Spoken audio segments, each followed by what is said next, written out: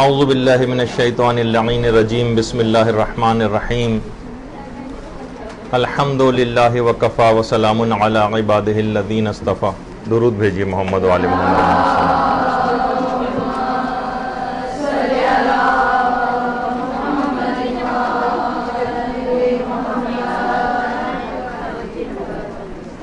یہ سامنے لائٹ ہے یہ بند کروا دیجیے. یہ جو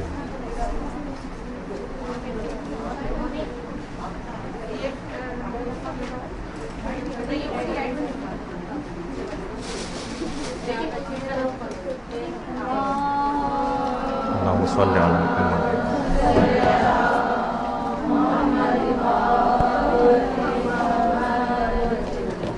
تقریباً ہر سال کچھ ایسے دروس ہمارے منعقد ہو جاتے ہیں کہ جو آپ لوگوں کی طرف سے کچھ سوالات آتے ہیں. ان میں کچھ سوالات اس نوعیت کے ہوتے ہیں کہ جن کو ہم ذرا عمومی بنا کر کے سب لوگوں کے لیے ان کے جوابات فائدہ مند ہو جائیں کسی ایک کلاس کا انتخاب کرتے ہیں. تو آج اسی طرح ہی کی ایک کلاس ہے جس میں کچھ اہم اور کارآمد باتیں جو بیان ہو جائیں گی اور اس کے ضمن میں بہت ساری اور چیزیں بھی آ جائیں گی جو عام طور پر عمومی زندگی میں بیان نہیں ہو پاتی. اس میں فقہی مسائل بھی آئیں گے, اس میں کچھ تاریخ کی باتیں بھی آئیں گی, اس میں کوئی عقائد کی باتیں بھی آئیں گی, کچھ شیعت پہ اعتراضات کے حوالے سے بہت سی باتیں آئیں گی, کچھ شیعت کے کچھ اندرونی معاملات کا بھی تذکرہ آئے گا. تو ایک مکس پلیٹ, ایک کشکول جسے کہا جائے, اس طرح کی کلاس عام طور پر ہماری ہوتی ہیں. تو آج اسی سلسلے کی ایک کڑی آگے بڑھ رہی ہے. ایک سوال یہ پوچھا گیا تھا کہ یہ تو ہمیں سب کو معلوم ہی ہے کہ دائیں ہاتھ میں انگوٹھی پہننا بہتر ہے یا مستحب ہے. بائیں ہاتھ میں کیا انگوٹھی پہنی جا سکتی ہے؟ کیونکہ شادیوں کے سلسلے میں جو بھی یا انگیجمنٹ رنگز ہوتی ہیں یا شادی کی جو انگوٹھی ہوتی ہے وہ عام طور پر خواتین بائیں ہاتھ میں پہنتی. تو کیا یہ عمل مکروہ تو نہیں ہے, ناپسندیدہ تو نہیں ہے اسلام میں؟ تو اس طرح کی بہت سی باتیں اس کے اندر آتی ہیں. تو آپ کی خدمت میں یہ بات عرض کر دی جائے کہ ویسے تو دائیں ہاتھ میں انگوٹھی پہننا یہ شیعت کا ایک شعار ہے اور ہمارے زیادہ تر مجتہدین اور مراجع نے دائیں ہاتھ میں انگوٹھی پہننے کا استحباب ذکر کیا ہے. البتہ براہ راست صریح الفاظ میں کراہیت کو ذکر نہیں کیا ہے, کیونکہ مکروہ قرار دینے میں بھی اکثر علماء کے نزدیک بڑی مضبوط دلیل چاہیے ہوتی ہے. ویسے تو التسامح فی ادلۃ السنن کا قاعدہ عام طور پر مجتہدین مانتے ہیں جو مستحبات و مکروہات کے دلائل میں چلتا ہے, لیکن بہرحال کچھ علماء کا نظریہ ہے کہ نہیں, مستحب اور مکروہ کے لیے بھی ذرا معتبر دلیل ہونی چاہیے. آیت اللہ فاضل لنکرانی سے بھی یہ بات اور یہی سوال پوچھا گیا تو ان کی طرف سے بھی یہی جواب آیا کہ دائیں ہاتھ میں بھی انگوٹھی پہنی جا سکتی ہے, بائیں ہاتھ میں بھی انگوٹھی پہنی جا سکتی ہے اور دونوں ہاتھوں میں انگوٹھی بھی پہنی جا سکتی ہے اور کوئی کراہیت کا ذکر نہیں کیا گیا. تو بہرحال اکثر علماء نے جو بائیں ہاتھ میں کسی جگہ اگر کراہیت کا ذکر کیا بھی ہے تو وہ فقط اس طور پر ہے کہ دائیں ہاتھ میں بھی انگوٹھی نہ پہنی جائے اور فقط بائیں ہاتھ میں ایک انگوٹھی پہنی جائے, جس کے لیے روایات میں ملتا بھی ہے کہ معاویہ نے سب سے پہلے اس سلسلے کو شروع کیا تھا بائیں ہاتھ میں انگوٹھی پہننے کو, اور اہل سنت علماء نے تشبہ روافظ کی وجہ سے اس کو رائج کیا کہ شیعہ دائیں ہاتھ میں پہنتے ہیں تو ہم بائیں ہاتھ میں پہنیں گے تاکہ شیعوں سے مشابہت نہ ہونے پائے. تو یہی وجہ ہے کہ کچھ تصاویر ایسی ہیں جس میں آیت اللہ خوئی مرحوم فیروزی کی انگوٹھی بائیں ہاتھ میں پہنے ہوئے تھے. اور اگر ہم ویسے دیکھیں تو رہبر معظم ان کی بھی اگر آپ کو ہاتھ نظر آ رہا ہے تو بائیں ہاتھ میں انگوٹھی پہنی ہوئی. اس کا مطلب یہ کہ بائیں ہاتھ میں انگوٹھی پہننا ویسے تو شریعت اس سے کوئی ویسی ثابت نہیں ہوتی ہے کہ اگر مرجع نے کوئی کام کیا ہو تو وہ، لیکن یہ کہ بہرحال اتنے اعلیٰ معیارات کے اوپر فائز ہوتی ہیں ہمارے مرجع کہ بہرحال مستحبات اور مکروہات کی بھی پابندی ہوتی ہے. اگر کراہیت ہوتی تو بائیں ہاتھ میں عام طور پہ پہنے نہ نظر آتے. اسی طریقے سے اگر آپ اس میں بھی دیکھیں بائیں ہاتھ میں انگوٹھی پہنے ہوئے ہیں.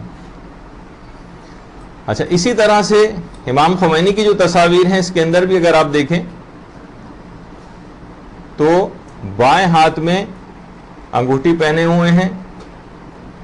اس سے بھی ظاہر یہی ہوتا ہے، اور ظاہر ہے کہ فتاووں کے اندر بھی ذکر نہیں ہوا کہ بائیں ہاتھ میں پہننا مکروہ ہو، اور علماء کا طریقہ کار بھی یہی چیز کی نشاندہی کر رہا ہے.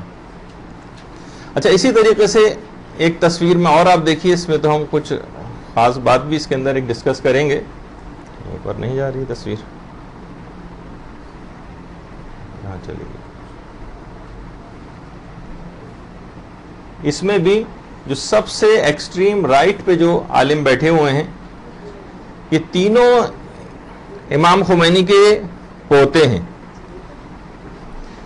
لیفٹ پر جو ہیں یہ حسن خمینی ہیں، یہ یاسر خمینی ہیں، اور یہ سید علی خمینی. یہ تینوں احمد خمینی کے بیٹے ہیں. یہ جو حسن خمینی ہیں ان کی تو شادی بروجردی خاندان میں ہوئی ہے. یاسر خمینی جو درمیان میں ہیں ان کی شادی صدر خاندان میں ہوئی ہے. اور یہ جو پوتے ہیں سید علی خمینی، ان کی شادی یعنی امام خمینی کے جو سگے پوتے ہیں ان کی شادی آیت اللہ سیستانی کی نواسی سے ہوئی. یعنی اس لحاظ سے بھی یہ معلوم چل جائے کہ بہرحال جو بہت سارے اس طرح کے تاثرات دیے جاتے ہیں کہ جیسے ہمارے مراجع ایک دوسرے کے خلاف ہوتے ہیں، خدا نخواستہ ایسی بات نہیں ہے، بلکہ خاندانی رشتے آپس میں جو ہے وہ قائم کیے جاتے ہیں. یہ امام خمینی کے سگے پوتے ہیں، ان کی شادی آیت اللہ سیستانی کی بالکل سگی نواسی سے ہوئی ہے. تو بہرحال، اور یہ بیچ میں جو یاسر خمینی بیٹھے ہوئے ہیں، باقاعدہ امام خمینی نے خط بھی لکھا تھا احمد خمینی کو کہ جب یاسر پیدا ہوئے تھے کہ میں نے سنا ہے کہ تم نے اپنے بیٹے کا نام یاسر رکھا ہے. اس زمانے اصل میں یاسر عرفات بڑے پاپولر ہوا کرتا تھا فلسطین کا.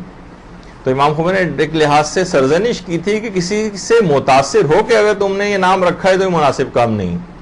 ظاہر ہے کہ بہت ساری چیزوں میں ان کی نگاہ ہوتی تھی. تو بہرحال اسی طریقے سے آیت اللہ سیستانی کے جو یہ احمد خمینی ہیں جن کے تینوں بیٹے تھے اس سے پہلے رہبر معظم کے ساتھ. اور یہ جو بالکل درمیان میں ہیں، یہ جو بالکل یہ آغا شہرستانی ہے جو آیت اللہ سیستانی کے داماد ہیں، جن کی بیٹی سے ہی امام خمینی کے پوتے کی شادی ہوئی. اور یہ خود ایران میں ہیں اور آیت اللہ سیستانی کے وکیل خاص ہیں وہاں پر. تو اچھا، اسی طریقے سے امام خمینی آیت اللہ سیستانی کے بھی دو داماد ہیں. بہرحال یہ میں ضمناً بیچ میں بات آ گئی، ہم نے انگوٹھی سے بات شروع کی تھی لیکن تصاویر ایسی آ گئیں کہ اس کے اندر یہ تعارف بھی کروا دیا جائے. تو دو داماد ہیں، ایک تو یہی ہیں اور ایک مرتضیٰ کشمیری ہیں جو کہ پاکستانی ہیں. آیت اللہ سیستانی کے ایک داماد پاکستانی ہیں، کچھ عرصے پہلے پاکستان آئے بھی تھے وہ، اور بلکہ اکثر و بیشتر آ چکے ہیں. پھر دبئی میں رہائش ہو گئی تھی، پھر کچھ حالات ایسے خراب ہوئے کہ وہاں سے وہ دوبارہ تشریف لے جا چکے ہیں کسی اور جگہ. اور یہ جو نکاح بھی پڑھا گیا تھا یہ 2008 میں خود آیت اللہ سیستانی نے لڑکے اور لڑکی دونوں والوں کی طرف سے نجف اشرف میں نکاح پڑھوایا تھا. جس وقت آیت اللہ جو سیستانی کے اس لحاظ سے جو ایک داماد ہوئے یہ ان کی نواسی کے شوہر، اس وقت ان کی عمر 19 سال تھی تقریباً. ظاہر ہے کہ 2-3 سال ہو گئے، اب تقریباً 21-22 سال ان کی عمر ہے. اور یہ وہی علی خمینی ہیں کہ جب یہ بالکل چھوٹے تھے، یہ تصاویر کچھ آپ نے دیکھی ہوں گی امام خمینی کے ساتھ، یہی ہیں سید علی خمینی جب یہ چھوٹے ہوا کرتے تھے. یہ بھی انہی کی تصویر ہے. تو بہرحال اسی طریقے سے اب ظاہر ہے کہ یہ موجودہ ایک تصویر ہے ان کی. دوسرے امام خمینی کے ایک بیٹے اور تھے جو مصطفیٰ خمینی تھے. ان کی اولادوں میں سے حسین خمینی جو ہیں یہ ماشاءاللہ حیات ہیں، کیونکہ مصطفیٰ خمینی تو شہید ہو گئے تھے. اور امام خمینی کی ایک بیٹی ہیں ڈاکٹر حسین خمینی جو ہیں، یہ ماشاءاللہ حیات ہیں، کیونکہ مصطفیٰ خمینی تو شہید ہو گئے تھے. اور امام خمینی کی ایک بیٹی ہیں ڈاکٹر زہرا مصطفی خمینی، اس وقت 70 سال کی ان کی عمر ہے، 1940 کی کوئی پیدائش تھی، اور اس وقت تہران یونیورسٹی میں فلسفے کی پروفیسر ہیں اور پی ایچ ڈی ان فلسفی ہیں. ایک یہ بھی بات آپ دیکھیں کہ بہرحال ہمارے علماء کی سیرت میں بھی ہے کہ اپنی اولادوں کو اور اولادوں کی اولادیں تک دیکھیں علم کا ایک سلسلہ کیسا جاری و ساری رہتا ہے، کہ جو اگر علم دین کی لائن میں ہے تو اس کے اندر آگے بڑھتے چلے جا رہے ہیں، پوتے اور نواسے اور سب. اور اگر کوئی دنیاوی علم کی لائن میں بھی ہے تو یہ نہیں کہ ہمارے ملکوں کی طریقے سے کہ اگر تھوڑا سا بھی پیسہ آ جائے یا باپ کسی بلند مقام پر فائز ہو جائے تو وہ اولادوں کو کسی طرح کی کوئی ضرورت نہیں ہوتی پڑھنے لکھنے کی.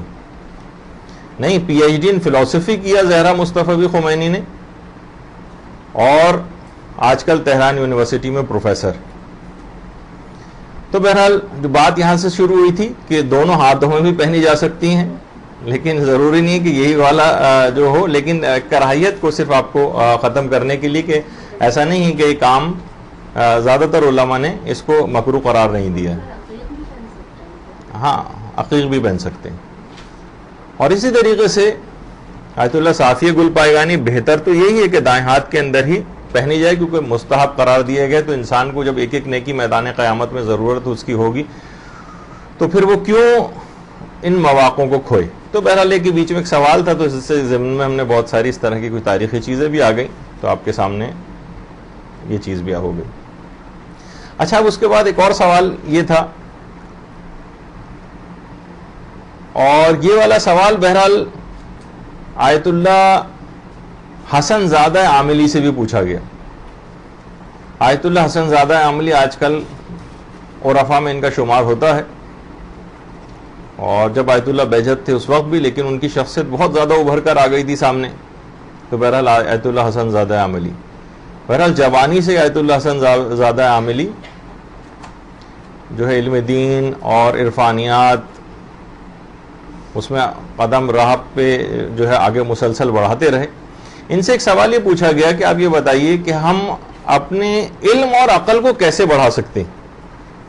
دیکھیے، علم کو بڑھانے کی بھی ضرورت ہوتی ہے دینی طالب علموں کو، لیکن آپ کو پتہ ہے کہ علم کو سہارا دینے کے لیے اگر ایک من بھی آپ علم حاصل کر رہی ہیں نا، تو اس کی سپورٹ پہ کم سے کم 10 من عقل چاہیے ہوتی ہے اس علم، تاکہ آپ صحیح طور پر اس علم سے استفادہ کر سکیں. ورنہ تو ایٹم بنانے والوں اور ایٹم بم گرانے والوں کے پاس بھی بہت علم تھا، لیکن ان کے پاس شاید عقل نہیں تھی، بلکہ یقیناً عقل نہیں تھی، ورنہ انسانیت کے خلاف اتنا بڑا کام نہ کرتے. تو بہرحال ان سے یہ پوچھا گیا کہ کوئی ایسا طریقہ ہمیں بتائیے کہ ہمارے علم میں بھی اضافہ ہو اور ہماری عقل میں بھی اضافہ ہو. تو آیت اللہ حسن زادہ عاملی نے ایک بہت اچھا ایک طریقہ بتایا ہے، یہ آپ لوگ اس کو نوٹ کر لیجئے. انہوں نے ویسے تو دیکھیے عقل مندی کی بنیاد جو ہے نا اصل میں خدا کا خوف ہے. جو جتنا زیادہ خدا کا خوف رکھے گا وہ اتنا ہی زیادہ عقل مند شمار ہوگا. یہ ہمارے چوتھے امام سجاد علیہ السلام کا قول بھی.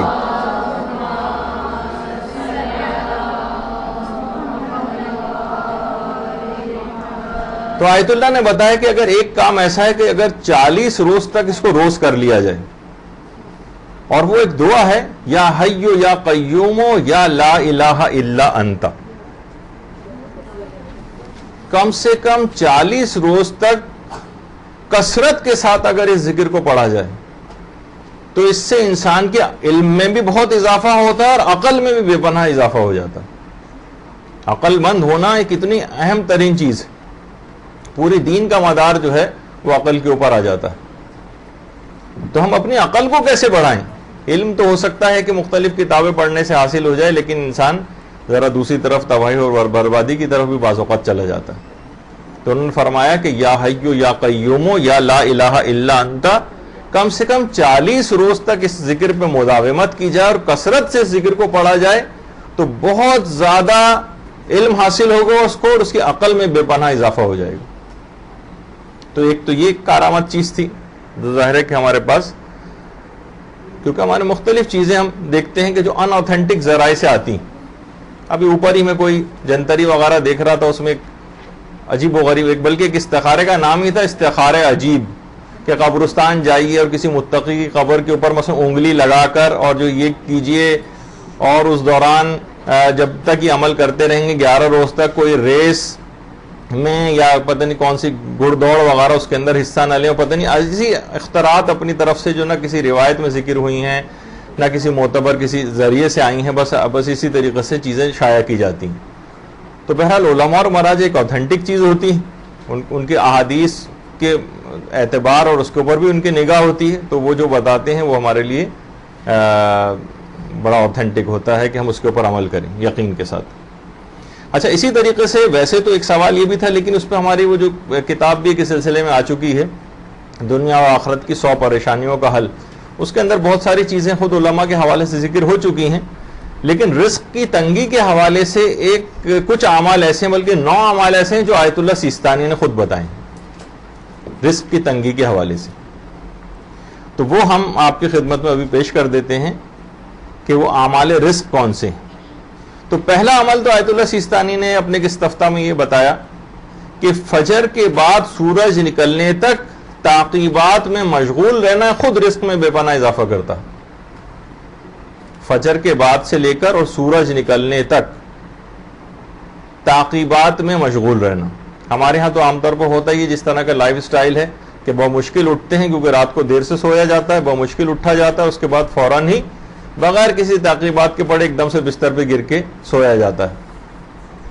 تو اس میں دیکھیں کتنا بڑا ایک موقع ہم ہاتھ سے گوا دیتے ہیں رزق کے حوالے سے. فجر کے بعد سے لے کر اور سورج نکلنے تک تعقیبات میں مشغول رہنا. پھر اس کے بعد آقا سیستانی نے ایک دعا ذکر کی ہے. نہیں، اس میں ہاں ایک بات اور بتا دیجیے آپ کے لیے، ویسے تو سورہ واقعہ بھی اس سلسلے میں ہے، یہ آقا سیستانی نے خود بھی ذکر کی ہے، اور یہ آیت اللہ حسن زادہ عاملی نے بھی ذکر کی. آیت اللہ حسن زادہ عاملی نے، بلکہ انہوں نے تو یہاں تک یہ اس سلسلے میں فرمایا کہ سورہ واقعہ کا ایک دوسرا نام ہے سورہ غنی. آیت اللہ حسن زادہ عاملی نے کہا کہ سورہ غنی پڑھی جائے، علم میں بھی اور عقل میں اضافے کے لیے بھی، فقط عام روزیوں میں اضافے کے لیے بھی نہیں ہے کہ مثلا ہم صرف مال و دولت کے لیے سورہ واقعہ پڑھیں، نہیں، علم میں اضافے کے لیے اور عقل میں اضافے کے لیے بھی کہا کہ سورہ غنی پڑھیں، جو کہ سورہ واقعہ ہی کا دوسرا نام. اور وہ فرماتے ہیں کہ اس کو پڑھنے سے کسی بھی اور چیز میں تونگری آنے سے پہلے خود علم کے اندر تونگری آ جاتی ہے. یعنی ابھی چاہے مال و دولت کی فی الحال ہو سکتا ہے کچھ عرصے بعد آئے، لیکن فوری طور پر ہی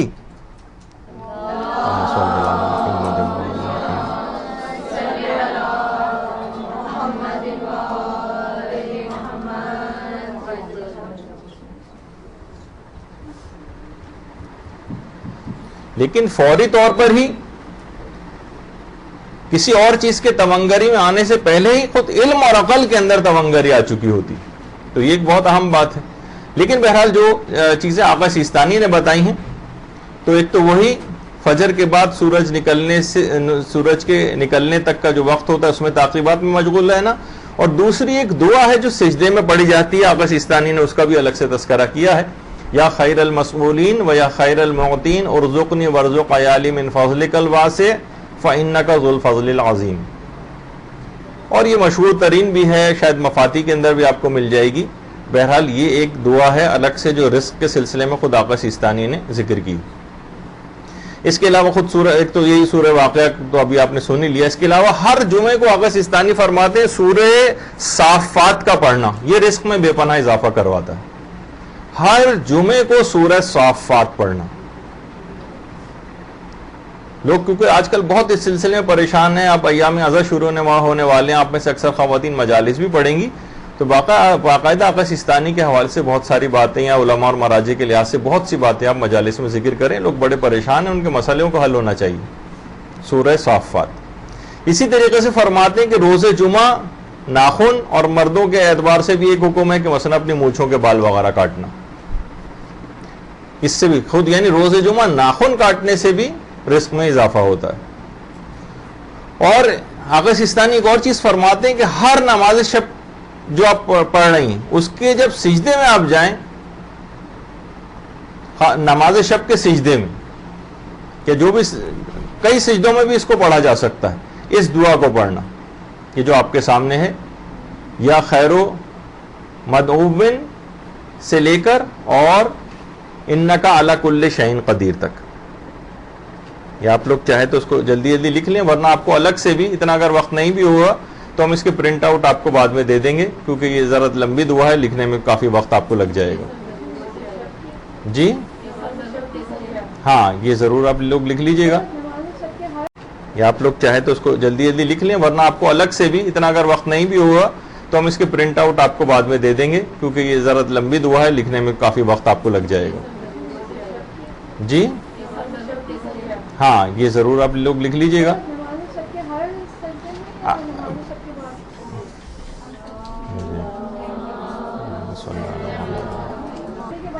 نماز شب کے سجدے میں پڑھنی. جی ہاں، اس میں کوئی اور بھی لے کے اس طرح سے کھڑا ہو جائے، یعنی آپ کو پڑھواتا رہے، آپ کسی سے کہہ دیں کہ بھائی آپ مجھے پڑھوا دیں تو آپ سجدے میں پڑھتی رہیں اس کو. اچھا اس میں آگے بھی ہمیں بڑھنا ہے بہت تیز رفتاری کے ساتھ. آپ لوگ اس میں بہت سارے سوالات نہیں ہیں. نماز شب کے بس سجدے میں کسی بھی ایک شخص سے کہہ دیں کہ وہ آپ کو پڑھوا دے اور آپ پڑھتی رہیے. اچھا پھر اس کے بعد ہے خود آقا سیستانی نے بات فرمائی کہ اپنے اہل و عیال کے ساتھ خوش خلقی کے ساتھ پیش آنا، کیونکہ انہوں نے فرمایا کہ ہوتا یہ ہے، کیونکہ روایت میں یہ چیز آئی ہے کہ اہل و عیال کے ساتھ بدخلقی کے ساتھ پیش آنا، اس سے رزق گھٹتا ہے. تو اس کا اگر الٹا کر لیا جائے تو اہل و عیال کے ساتھ خوش خلقی سے رزق میں اضافہ ہوتا ہے. اور پھر فرماتے ہیں کہ وہ نماز جو طلب رزق کے لیے پڑھی جاتی ہے اور مفاتی کے حاشیے میں اس کا تذکرہ ہے، وہ بھی بہت مفید ہے. مفاتیح الجنان میں طلب رزق کے سلسلے کی جو دعائیں ہیں، جو نمازیں، اس کے اندر آپ دیکھیے مفاتیح کے حاشیے میں طلب رزق کے سلسلے کی نماز، وہ آپ خود جا کے ڈھونڈ لیجئے گا، یہ آقا سیستانی نے اس کو ذکر کیا. اور ایک دعا اور ہے، یہ بھی آپ کو الگ سے ہم دے دیں گے، یا رازق المقلین و یا راحم المساکین والی دعا، اکفنی ما اہمنی تک جو ہے. اگر چاہیں تو ابھی اس کو فوراً جلدی جلدی لکھ لیں، ورنہ انہوں نے کہا کہ یہ بھی اس کو روزانہ پڑھنا ایک دعا ہے کہ جو روزانہ اگر پڑھی جائے تو یہ بہت زیادہ اہم اور مجرب ہے رزق کے سلسلے میں. تو جو لوگ پریشان ہیں ان کے لیے یہ کچھ اعمال ہیں خصوصی طور پر جو آقا سیستانی نے اپنے استفتاح میں ذکر کی.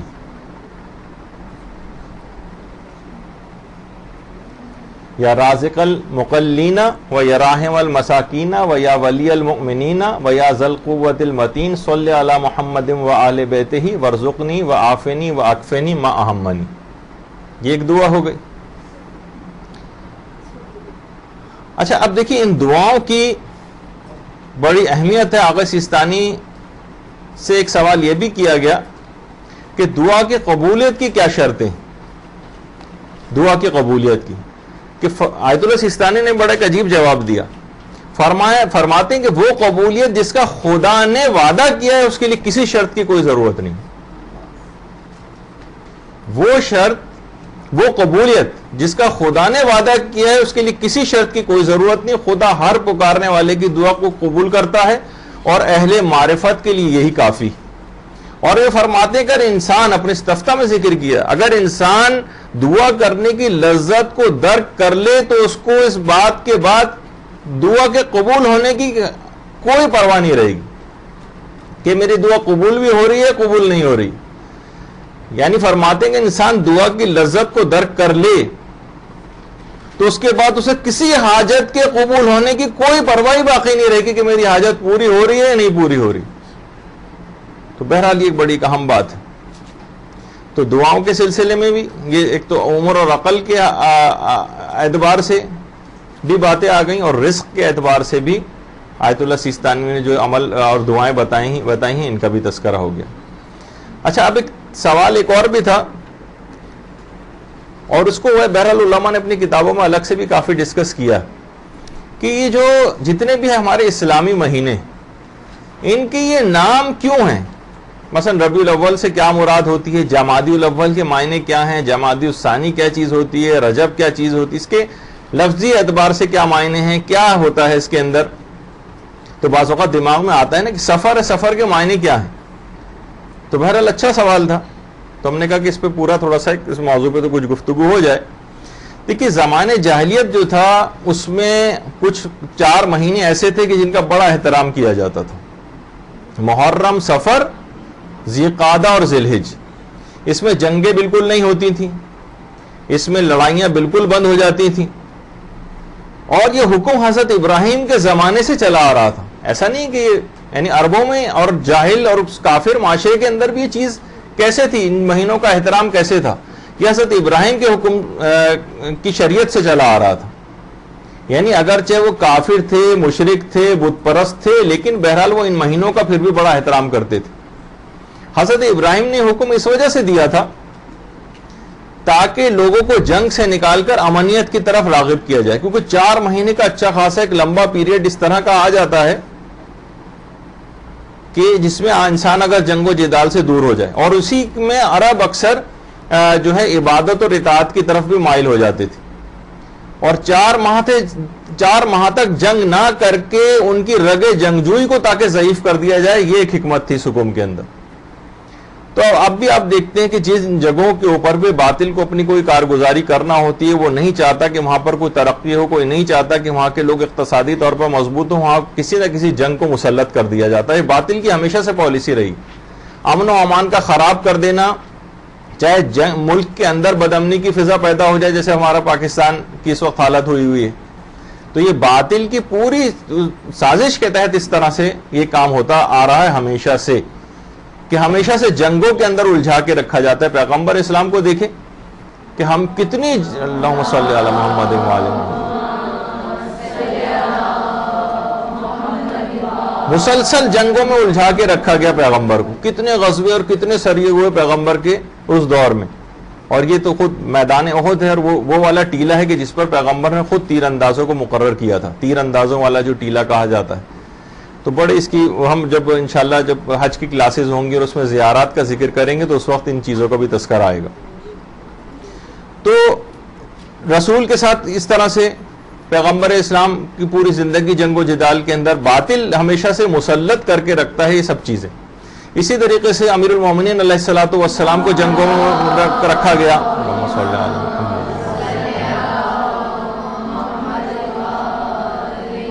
خود جنگ صفین، آپ حیران ہوں گے کہ جنگ صفین کتنے دن چلی، 1.5 سال تقریباً جنگ صفین چلی ہے، 1.5 سال. تو اس لحاظ سے، اور اس کے بعد جنگ خیبر واقع ہوئی. خیبر کا قلعہ آپ کے سامنے جس کے اب آثار ہیں. اب تو وہاں پہ ایک ممنوع زیارت کے طور پر سعودی عرب میں جانے نہیں دیا جاتا خیبر کے قلعے کی طرف، اور حاجی جو بھی جاتے ہیں ان کے لیے ایک ممنوع زیارت ہے. تو لیکن بہرحال خیبر کا قلعہ جنگ خیبر اور مختلف جنگوں کے اندر امیر المومنین کو اس طرح سے الجھا کر رکھا گیا. یہ بھی باطل کی ایک پالیسی تھی.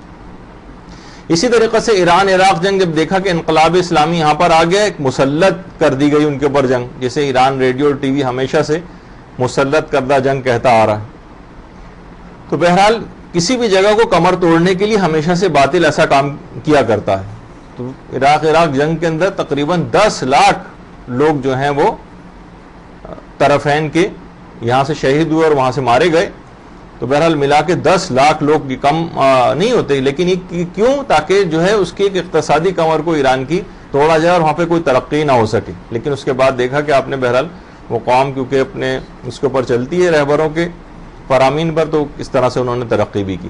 اسی طریقے سے ویتنام کی جنگ، 20 سال ویتنام کی جنگ چلی. اس کے بعد پھر امریکہ بہرحال وہاں سے جو ہے وہ فرار اختیار کر گیا. تو یہ تمام چیزیں ایسی ہیں کہ ہمیشہ سے باطل کی یہ پالیسی رہی. تو بہرحال اس کو توڑنے کے لیے، اس کو کمزور کرنے کے لیے یہ سب چیزیں جو ہے وہ جنگ مسلط کی جاتی تھیں. تو حضرت ابراہیم نے باقاعدہ ان 4 مہینوں کے اندر اس کو منع کیا گیا. اچھا اس کے بعد اس میں سب سے پہلا مہینہ آتا ہے مثلا محرم کا مہینہ. محرم کے معنی خود ہیں منع، فوربیڈن، یعنی جو ممنوع چیز ہوتی. وہ مہینہ جس میں تمام غیر قانونی کام ایک لحاظ سے عربوں میں بھی حرام سمجھے جاتے تھے. خاص طور پر خون بہانا تو بالکل حرام سمجھا جاتا تھا.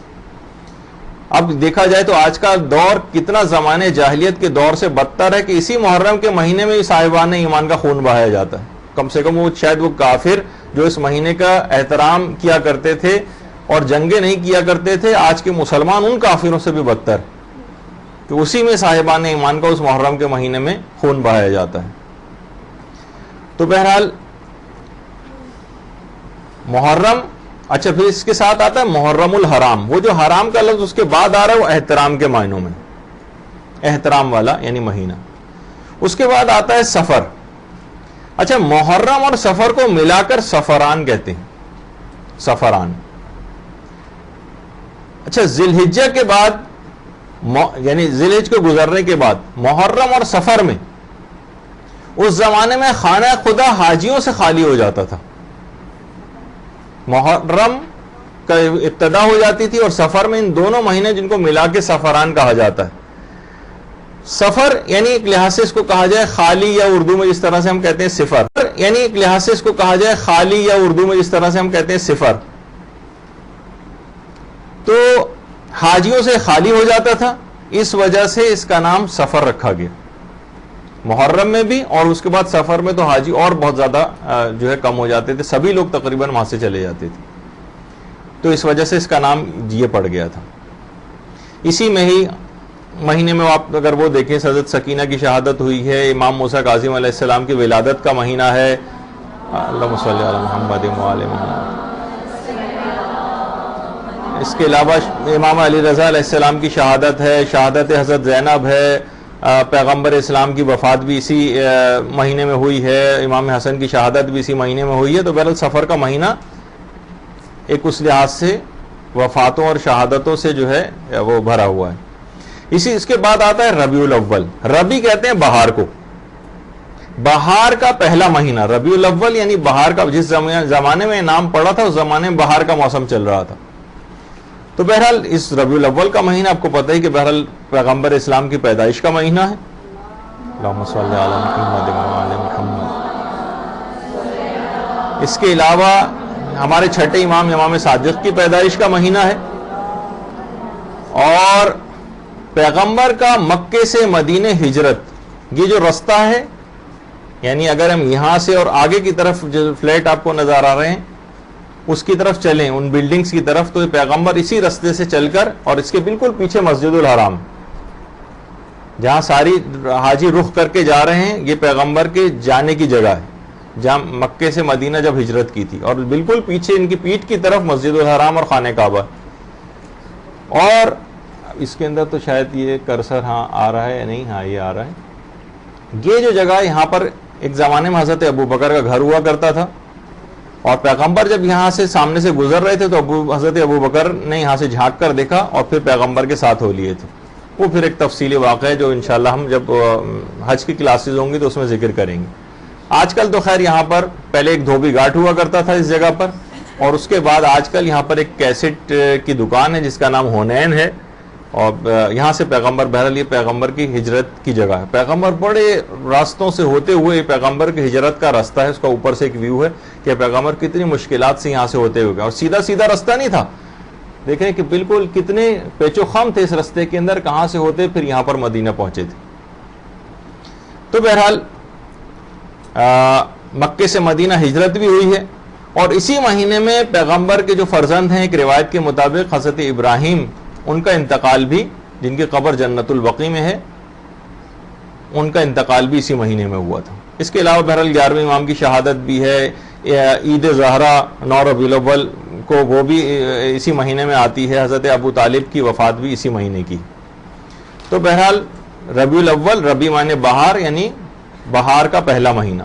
اچھا اسی طریقے سے اس کے بعد آتا ہے ربیع الثانی۔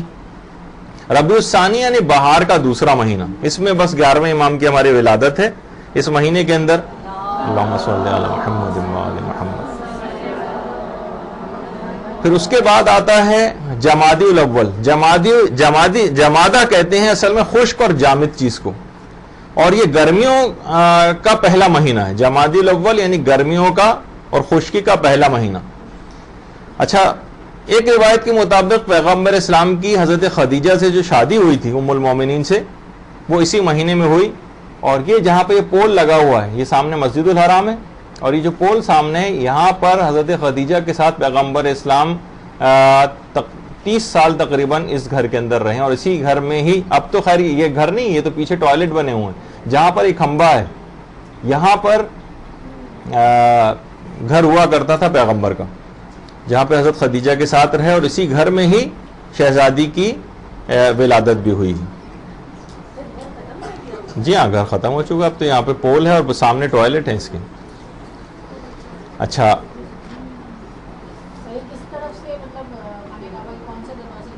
یہ صفا و مروا کا ایریا ہے سامنے آپ کے, باب السلام جس کو کہا جاتا ہے. اچھا اس کے بعد پھر اسی مہینے میں حضرت عبد المطلب کی وفات بھی ہے اور چوتھے امام کی خیر ولادت ہے, اور ایک روایت کے مطابق حضرت زہرا کی شہادت بھی اسی مہینے میں ہوئی ہے. اس کے بعد آتا ہے جمادی الثانی, گرمیوں کا یہ دوسرا مہینہ ہے جمادی الثانی, اور ایک روایت کے مطابق اس میں حضرت زہرا کی ولادت ہوئی ہے. پیغمبر اسلام کا جب وہ گھر موجود تھا تو یہ پیغمبر اسلام کا بس اتنا چھوٹا کمرہ تھا جو آپ کے سامنے, اور یہ جو گول دائرہ ہے یہاں پر حضرت زہرا کی ولادت ہوئی. درود بھیجیے محمد علیہ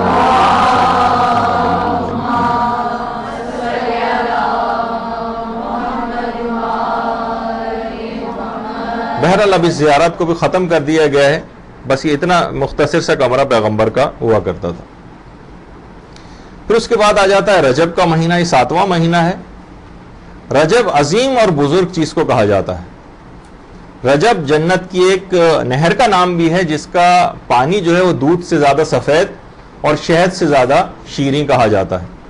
اور جو بھی اس مہینے کے اندر روزے رکھ لے گا تو پروردگار فرماتا ہے کہ خدا کہا جاتا ہے روایت کے اندر کہ پروردگار اس کو اس نہر سے سیراب کرے گا.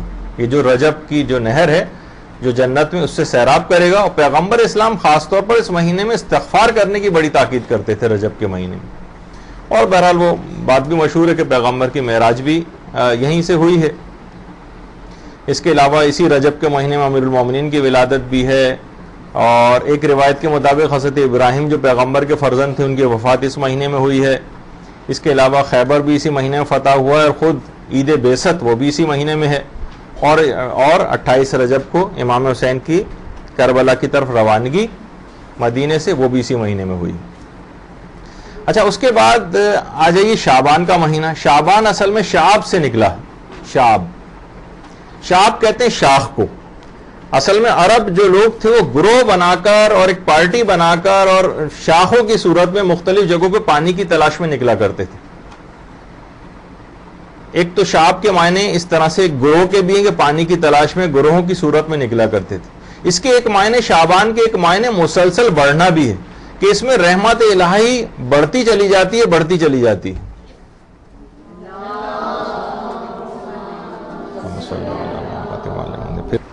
رحمت الہی جو ہے مسلسل اس مہینے میں بڑھتی چلی جاتی ہے, اور اس مہینے کی جو برکتیں ہیں اس میں اضافے سے اضافہ تر ہوتا چلا جاتا ہے. اس وجہ سے بھی اس کو یہاں تک کہ اس کے بعد پھر رجب کی یعنی شعبان میں پیغمبر اسلام کہتے ہیں کہ میرا مہینہ ہے, یعنی جب خود رحمت للعالمین کا مہینہ ہے تو اس میں سوچیے کہ رحمتیں بڑھ کر کہاں سے کہاں پہنچیں گی. اچھا شعب کے ایک معنی یا شعبان کے ایک معنی جو اصل میں تفرقہ کے بھی ہیں. عرب اس مہینے کے اندر بہت سے گروہوں اور فرقوں میں بٹ گئے تھے. اس وجہ سے کچھ تاریخوں میں یہ بات آئے کہ اس وجہ سے بھی اس کو شعبان کہا گیا. اور بہرحال وہ بھی ہے کہ بہرحال آپ کو پتہ ہے کہ بہرحال لیلۃ البراۃ بھی اسی میں آتی ہے. اس کے علاوہ امام زمانہ علیہ الصلوۃ والسلام کی پیدائش بھی اسی مہینے کی ہے.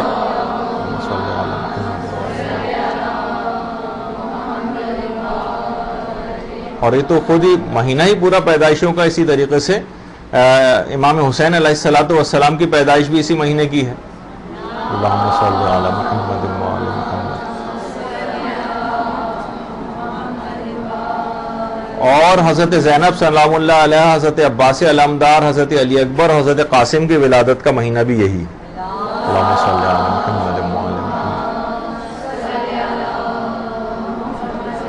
اس کے بعد رمضان آ جاتا ہے. رمضان پروردگار کے ناموں میں سے ایک نام ہے. جب رمضان کی کلاسز ہوئی تھی اس میں یہ چیز آئی تھی. اور رمضان کیونکہ شدید گرمی اور جھلسا دینے والی گرمیوں میں آیا تھا تو رمض یا رمضا یہ اصل میں خود شدید ترین گرمی کو, یہ جھلسا دینے والی گرمی کو یا جھلسا دینے کو بھی رمض کہتے ہیں. تو کیونکہ یہ مہینہ گناہوں کو جلا کر ختم اور بھسم کر دیتا ہے اس وجہ سے بھی اس کا نام رمضان پڑا. اسی کے اندر ہی حضرت ام المومنین حضرت خدیجۃ الکبریٰ کی وفات بھی اسی مہینے میں ہوئی ہے، اور یہ ان کی قبر مبارک ہے جنت المعلیٰ کے قبرستان میں مکے میں. اور اسی مہینے میں یہ بہرحال جب یہ دیکھیے یہ موجودہ قبر ہے، اور اس سے پہلے جب باقاعدہ اس کے اوپر گنبد ہوا کرتے تھے اس کو توڑے جانے سے پہلے، تو اس وقت اس طرح سے حضرت خدیجہ کی قبر پہ باقاعدہ ایک روضہ تعمیر تھا.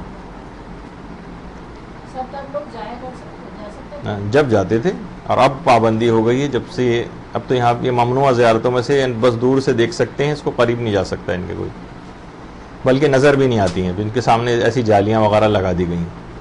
اس کے بعد امیر المومنین علیہ الصلوۃ والسلام کی شہادت بھی اسی مہینے میں ہے. اور اسی طرح سے پیغمبر اسلام کے چچا، یہ جو 4 قبریں تو ہمارے چاروں ائمہ کی جنت البقیع میں، ان کے بالکل سامنے پیغمبر اسلام کے چچا حضرت عباس کی قبر ہے، ان کی وفات بھی اسی.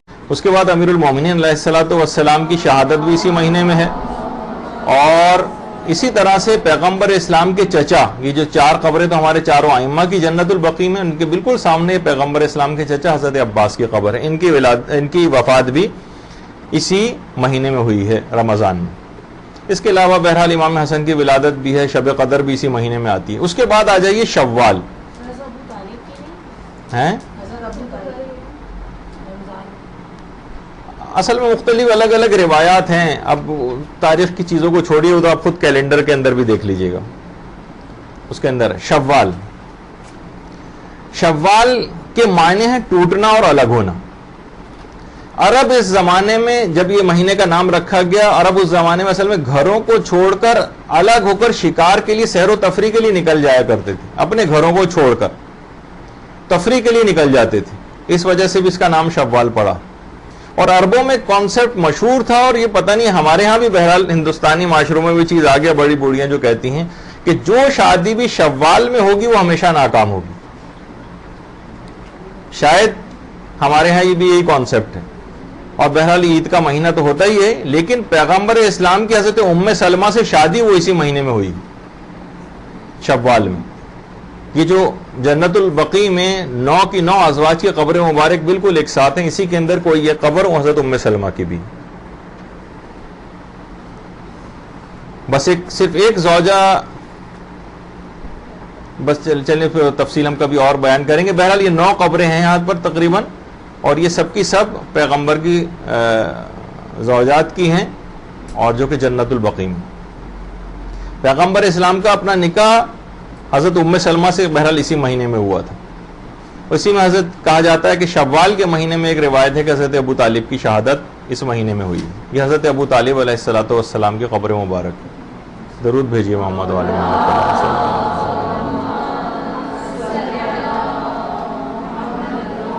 اور چھٹے امام کی بھی شہادت اسی مہینے میں ہوئی ہے. اس کے علاوہ انہدام جنت البقیع جو ہے وہ بھی اسی مہینے میں ہوا ہے. اس کے بعد ذی قعدہ یا ذوالقعدہ، قعدہ اصل میں کہتے ہیں عربی میں بیٹھنے کو. عرب اتنا زیادہ مہینے کا احترام کرتے تھے کہ سب لوگ لڑائیاں بند کر دیتے تھے، کاروبار اپنا بند کر دیتے تھے، اور اچھے بچے بن کر مثلا بیٹھ جاتے تھے، جو میرے اپنے الفاظ ہیں بہرحال. اور اس احترام والے مہینوں میں وہ عبادات اور حج کی تیاریوں میں مصروف ہو جاتے تھے، عبادات اور حج کی تیاریوں میں. اچھا، اسی مہینے میں بہرحال جنگ خندق بھی ہوئی ہے. یہ جو میدان خندق تھا اس کے بالکل سامنے کا یہ پہاڑ ہے، اور یہ جو پہاڑ کے بالکل سامنے جو روڈ یہ جو جا رہا ہے آپ کے سامنے، یہاں پر خندق کھودی گئی تھی حضرت سلمان فارسی کے مشورے پر. اب تو خیر یہ روڈ ہے، یہاں سے لوگ گزرتے ہیں. اس پہاڑ کے بالکل سامنے کا جو حصہ ہے یہ والا روڈ ہے جہاں پہ جنگ خندق ہوئی. صلح حدیبیہ بھی اسی سال ہوئی، بیعت رضوان بھی ہوئی، اور معصومہ قم کی ولادت بھی اسی مہینے میں ہوئی. اللہم صلی علی محمد و آل محمد. اور اس کے بعد آخری مہینہ ذی الحجہ، اس میں بھی عرب لڑائی بالکل بند کر دیتے تھے. اور بہرحال امیر المومنین کی حضرت زہرا سے شادی بھی اسی مہینے میں ہوئی. عید الاضحیٰ بھی اسی مہینے میں آتی ہے، عید غدیر بھی اسی مہینے میں آتی ہے، عید مباہلہ بھی اسی مہینے میں آتی ہے. بڑا بابرکت مہینہ ہے یہ بھی ذی الحجہ. اور حج تو خیر ہوتا ہی ہے. اور بہرحال ایک تاریخی اعتبار سے ایک بات کہی جاتی ہے، کیونکہ کہ تاریخ کے حوالے سے اس لحاظ سے تو ہمارا کوئی بہرحال انٹرسٹ اس میں نہیں ہے کہ حضرت ابو بکر، حضرت عمر اور حضرت عثمان بھی اسی مہینے میں مارے گئے. اچھا، اب ایک سوال بھی تھا اس سلسلے میں، لیکن اب میں جنرلائز کر دیتا ہوں اس کو بھی، کہ آپ نے دیکھا کہ ابھی کتنا ناموں کا تذکر آ رہا تھا اور بار بار صاحبان ایمان سے رہا نہیں جاتا، جب بھی نام آتے ہیں فوراً درود پڑھا جاتا ہے. تو درود بھیجیے محمد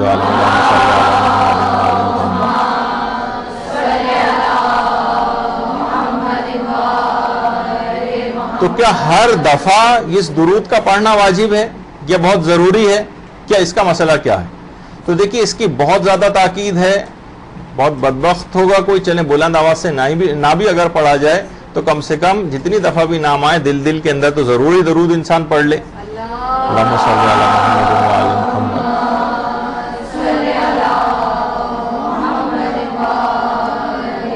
سارے مجتہدین کا یہی مسئلہ ہے، البتہ موجودہ مجتہدین میں سے آیت اللہ وحید خراسانی ہیں، وہ یہ فرماتے ہیں کہ احتیاط واجب یہ ہے کہ جب بھی نام لیا جائے ان ہستیوں کا، پیغمبر کا اور ائمہ اطہار کا، احتیاط واجب کی بنا پر درود کا پڑھنا لازمی ہے.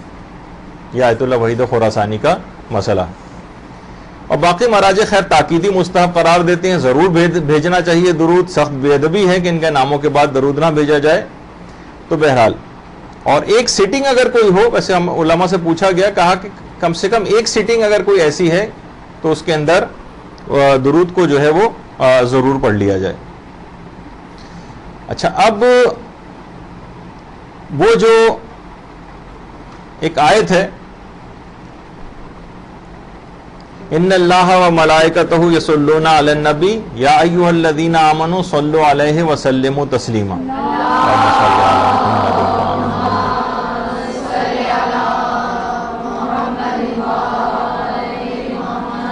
تو اس میں پروردگار بھی درود بھیج رہا ہے، ملائکہ بھی درود بھیج رہے ہیں، اور صاحبان ایمان کو بھی درود بھیجنے کا حکم ہے.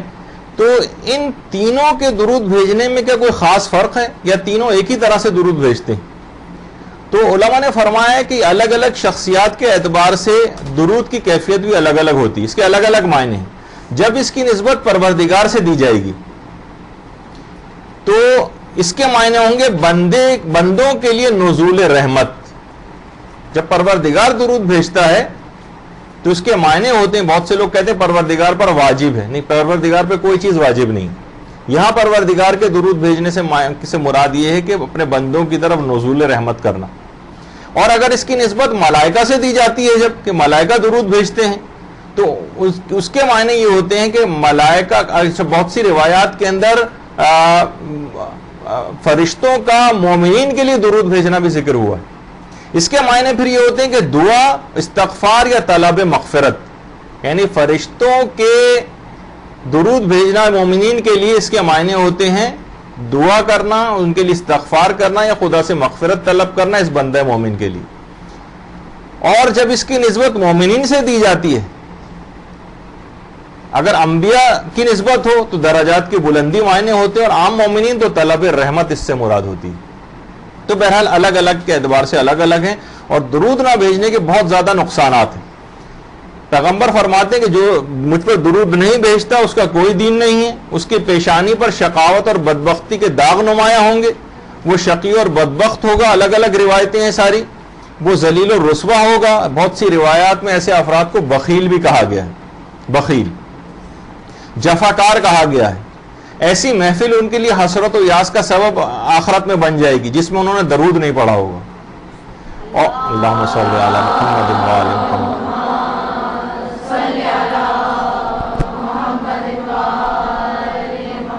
اور پیغمبر فرماتے ہیں کہ جب بھی لوگ کسی جگہ پر جمع ہوں مجھ پر درود نہ بھیجیں، تو جب یہ لوگ متفرق ہوتے ہیں، وہاں سے اس محفل سے اٹھ کر جاتے ہیں، تو ان کے ساتھ اتنی شدید بدبو ہوتی ہے جیسے کہ کسی مردار کی بدبو اور کسی انتہائی گندی چیز کی بدبو. اور یہ اگر بالفرض جنت میں چلے بھی جائیں تب بھی درود نہ بھیجنے کا جو حسرت اور غم ہے اس کا یہ شکار رہیں گے. اور پیغمبر فرماتے ہیں کہ خدا راہ جنت کو ان کے لیے پوشیدہ کر دے گا. جب تمام امتوں کو یہ حکم ہوگا کہ جاؤ جنت کے اندر داخل ہو جاؤ، سب لوگ خوشی خوشی جنت کے اندر داخل ہو رہے ہوں گے کہ یہ حیران و سرگردہ وہاں پر کھڑے ہوں گے کیونکہ ان کو جنت کی طرف جانے کا کوئی رستہ اور راہ نظر ہی نہیں آ رہی ہو. یہ وہ افراد ہوں گے جو اس دنیا میں پیغمبر کا نام آنے پر درود نہیں بھیجتے تھے.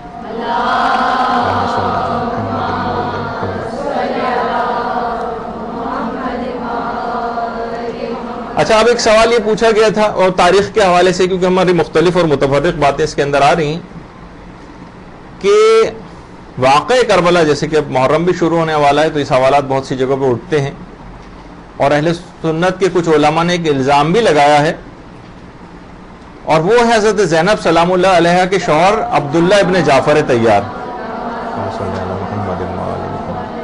کہ آخر یہ واقع کربلا میں موجود کیوں نہیں تھے۔ دیکھیے، عبداللہ ابن جعفر طیار یعنی جو کہ حضرت جعفر طیار کے بیٹے تھے، حضرت جعفر طیار یعنی جو جنت میں اپنے پروں کے ساتھ پرواز کرتے ہیں، پیغمبر فرماتے ہیں، اتنے سخی تھے جعفر طیار ان کے والد عبداللہ کے۔ تھوڑی سی بات ان کی بھی بیان ہو جائے کہ ان کو لوگ ابل مساکین کہا کرتے تھے، مساکین کا باپ۔ اور کئی افراد نے جب خواستگاری کی تھی حضرت زینب کے سلسلے میں، رشتے کے سلسلے میں، تو امیر المومنین تمام افراد کو، جو بڑے زعما اور امیر اور وہ زعما ہوا کرتے تھے عربوں کے، امیر المومنین سب کو منع کر دیتے تھے۔ تو عبداللہ نے قاصد کے ذریعے امیر المومنین تک حضرت زینب کے سلسلے میں خواستگاری کی اور پیغام پہنچایا۔ تو مولا علی کو اس وقت پیغمبر اسلام کا ایک فرمان یاد آ گیا، جو عبداللہ نے قاصد کے ذریعے امیر المومنین تک حضرت زینب کے سلسلے میں خواستگاری کی اور پیغام پہنچایا۔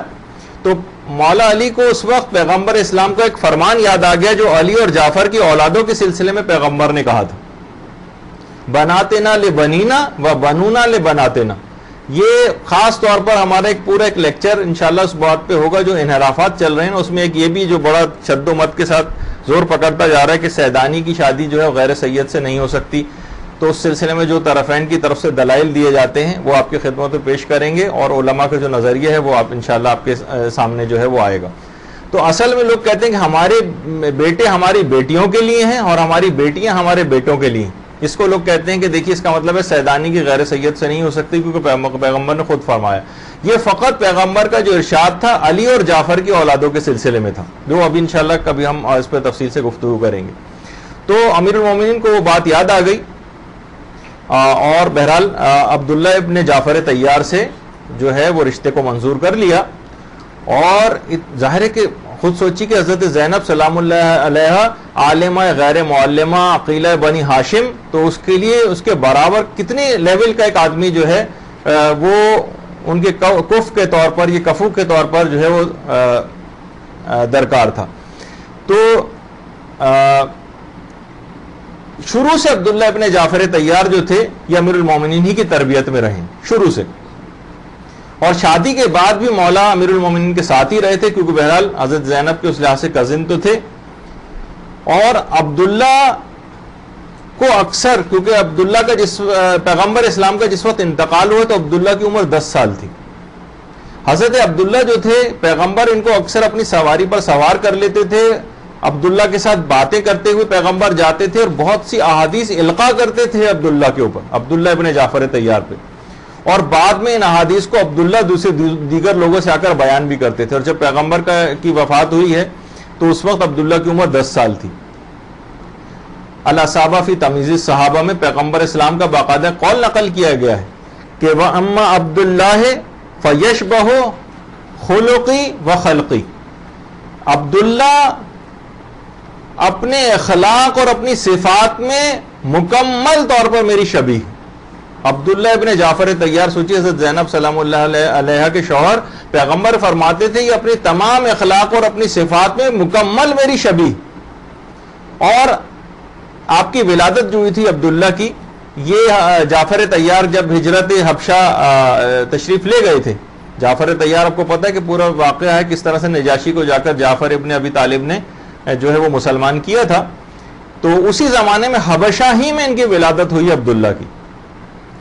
اور حضرت جعفر طیار نے نجاشی کو اتنا امپریس کر دیا تھا، اتنا متاثر ہو گیا تھا کہ جب خود عبداللہ پیدا ہوئے تو اسی زمانے میں نجاشی کے ہاں بھی ایک بیٹے کی ولادت ہوئی تھی۔ تو نجاشی نے، کیونکہ ان کے بیٹے کا نام عبداللہ تھا، تو اپنے بیٹے کا نام بھی عبداللہ رکھا، اور اسما کی تربیت میں، جو جعفر طیار کی زوجہ تھی، ان کی تربیت میں اپنے بچے کو دے دیا۔ اچھا، اسما کی پہلی شادی جعفر طیار سے ہوئی تھی، دوسری شادی جعفر طیار کی جنگ موتا میں جب شہید ہو گئے تھے تو دوسری شادی حضرت ابوبکر سے ہوئی تھی، اور ابوبکر کے انتقال کے بعد پھر مولا علی کی زوجیت میں اسما آ گئی تھی۔ تو بہرحال عبداللہ اور فرزند نجاشی یہ دونوں رضائی بھائی تھے، اور سخاوت اتنی تھی اپنے والد کی طرح سے جو ابل مساکین تھے جعفر ابن ابی طالب، اور ان کے بیٹے عبداللہ بھی، اتنی سخاوت تھی کہ کسی شاعر نے اس زمانے میں ان کے لیے ایک شعر کہا تھا کہ اگر عبداللہ کے ہاتھوں میں اپنی جان دینے کے علاوہ کچھ بھی نہ ہوتا تب بھی کمال سخاوت میں اپنی جان ہی دے دیتی. بہت بڑی بات ہے جو اس زمانے میں کہی گئی. اور یہ سخاوت بھی روایات میں کہ پیغمبر اسلام کی اصل میں دعاؤں کا نتیجہ تھی، جس کی وجہ سے حضرت عبداللہ کے اندر یہ صفت سخاوت پیدا ہوئی تھی. اور جب جنگ معتم حضرت جعفر کی جو شہادت ہو گئی تھی تو پیغمبر اسلام نے عبداللہ اور ان کے بھائیوں کے لیے ایک جملہ فرمایا تھا کہ انا ولیہم فی الدنیا والآخرہ، میں دنیا اور آخرت میں دونوں جگہ میں عبداللہ اور ان کے بھائیوں کا ولی ہوں. بہت بڑی بات ہے یہ. اور امیر المومنین کے نزدیک عبداللہ اتنے قابل اعتماد تھے کہ اگر لوگوں کو کوئی حاجت ہوتی تھی امیر المومنین سے کسی شرم اور جھجک کی وجہ سے کوئی کام نہیں کہہ پاتے تھے تو عبداللہ کو سہارا بناتے تھے اور واسطہ بناتے تھے کہ عبداللہ سے جا کر کہتے تھے یہ کام امیر المومنین سے کروا دو. اور یہی طریقہ اس کے بعد امیر المومنین کے بعد امام حسن اور امام حسین کے سلسلے میں بھی رہا کہ لوگوں کو جب ان سے کوئی کام پڑتا تھا اللہم صلی علی محمد و آل محمد تو عبداللہ سے کہا جاتا تھا اور عبداللہ وہ کام کرواتے تھے. اور سخاوت اتنی تھی کہ نام ہی ان کا پڑ گیا تھا، لقب پڑ گیا تھا بحر الجود، یعنی سخاوت کا دریا، یہ نام ہی ہو گیا تھا ان کا. اچھا اب یہ کربلا میں کیوں موجود نہ تھے؟ تو اس کی بڑی وجہ یہ ہے کہ عبداللہ ابن جعفر طیار آنکھوں کی ایک شدید بیماری میں مبتلا تھے اور تقریباً نابینا ہو گئے تھے، تقریباً نابینا، اور سفر کی صعوبتیں اور جنگ کی صعوبتوں کو برداشت کرنے کے ہرگز بھی قابل نہ تھے. البتہ بہرحال اپنی زوجہ حضرت زینب سلام اللہ علیہ اور اپنے بیٹوں کو جو ہے وہ بھیجا امام کے ساتھ.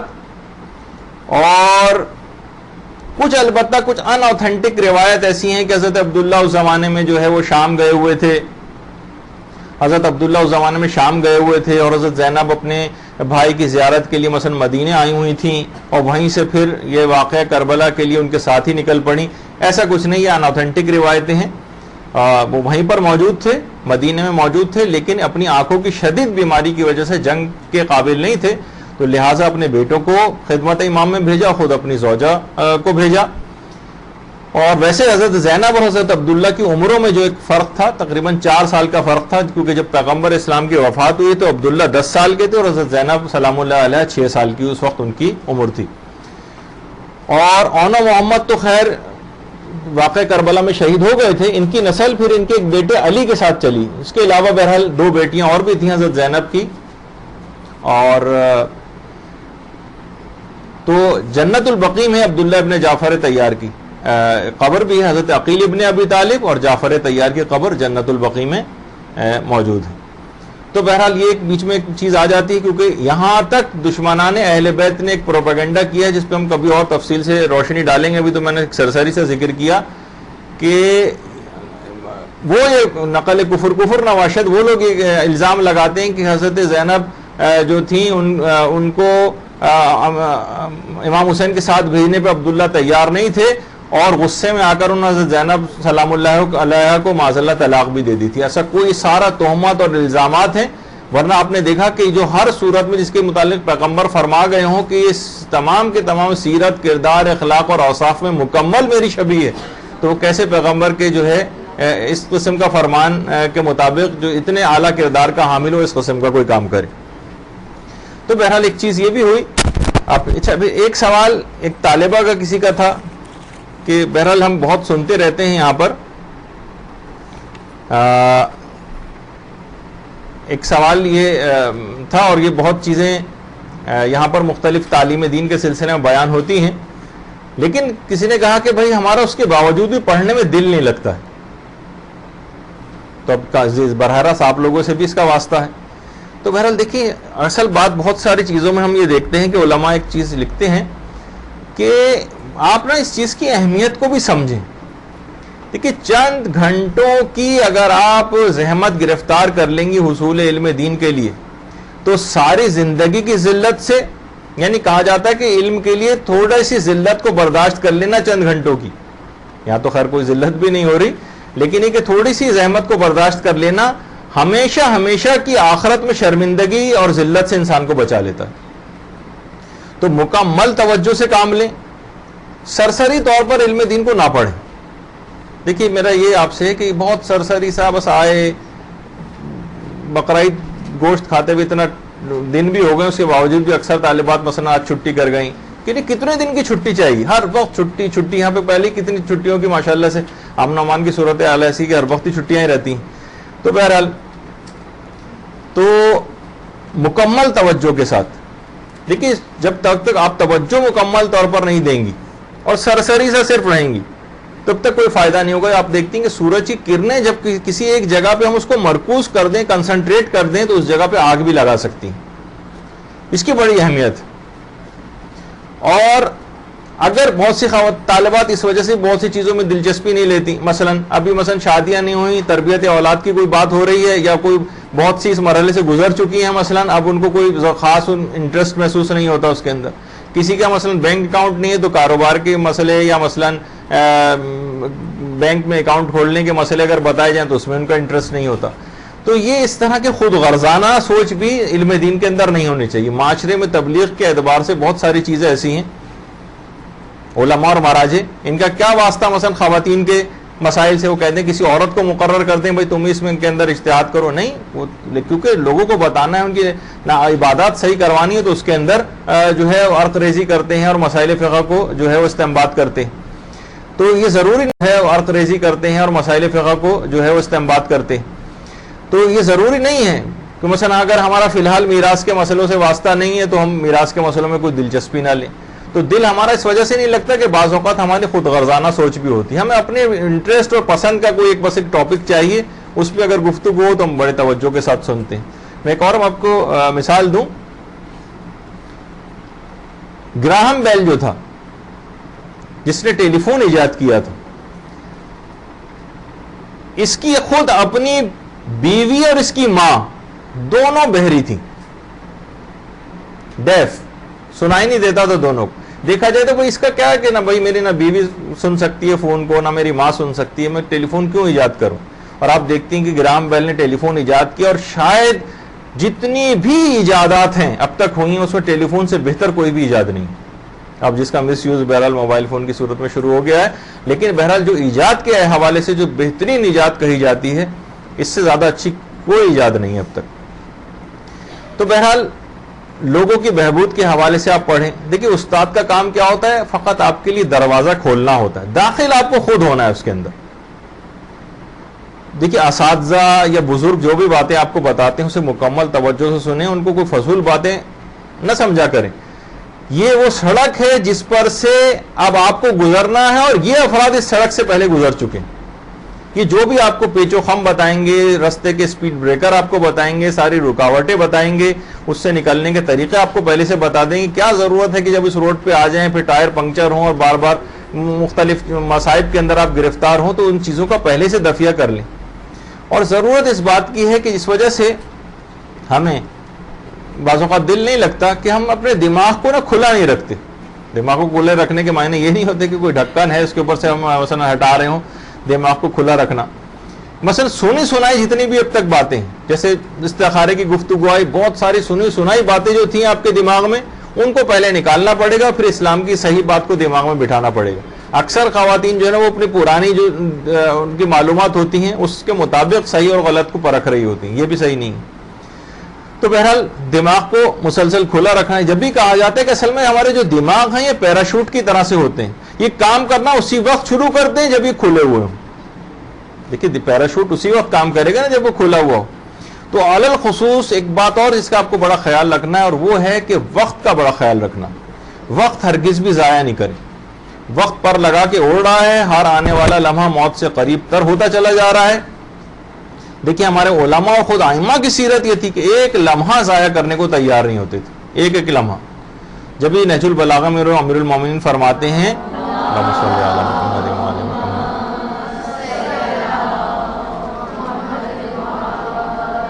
کہ کسی بھی صاحب عقل کے لیے یہ روا نہیں ہے کہ دن کے اوقات کو 3 حصوں میں کے علاوہ کسی اور وقت میں استعمال کرے. نمبر 1 تلاش معاش میں, یعنی روزگار کے سلسلے میں. نمبر 2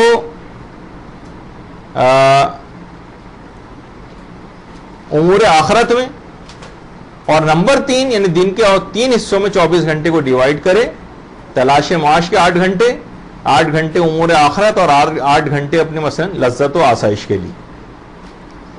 گھنٹوں میں نہیں اگر ہو تو یعنی دن کو 3 حصوں کے اندر اپنے تقسیم کرے.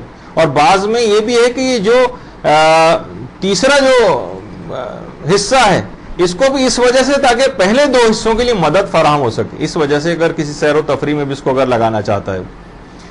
تو مومنین کی جو خصوصیات بتائی گئی ہیں، والذین ھم عن اللغو معرضون، سورہ مومنون میں جو مومنین کی صفات بتائی گئی ہیں کہ یہ فضول اور بے مقصد کاموں سے منہ موڑ لیتے ہیں اپنا. اور سورہ فاطر میں تو باقاعدہ جملہ یہ ملتا ہے کہ جب یہ جہنم کے اندر پہنچ جائیں گے ایسے افراد، اور یہ وہاں جا کر فریادیں اور دعائیاں دے رہے ہوں گے کہ پروردگار ہمیں یہاں سے نکال لے، کیا کہ تاکہ ہم دوبارہ دنیا میں جا کر نیک اعمال کریں، ہم نے بڑا وقت ہم نے ضائع کر دیا.